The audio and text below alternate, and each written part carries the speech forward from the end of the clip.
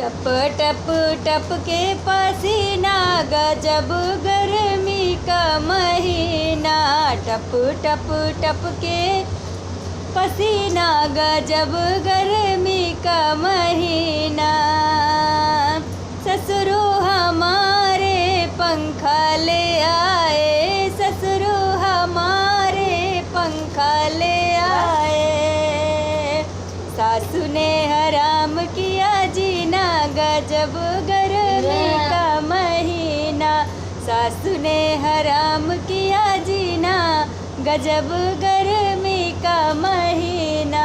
टप टप टप के पसीना गजब गर्मी का महीना।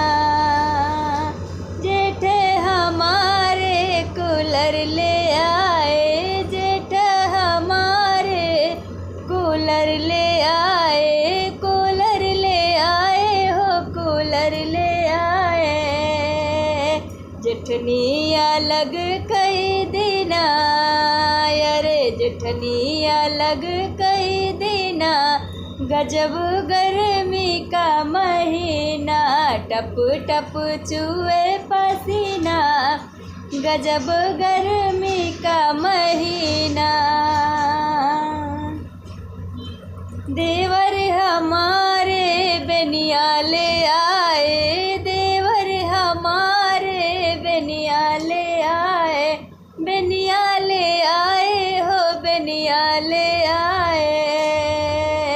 देवरानी कलह कई दिना गजब गर्मी का महीना। देवरानी कलह कई दिना गजब गर्मी का महीना। टप टप टप के पसीना गजब गर्मी का महीना। बलमा हमारे सिले आए, बलमा हमारे सिले आए, एसी ले आए हो एसी ले आए। अरे ननदी जी हाँ ननदी ने छोड़ा खाना पीना गजब गर्मी का महीना। ननदी ने छोड़ा खाना पीना गजब गर्मी का महीना।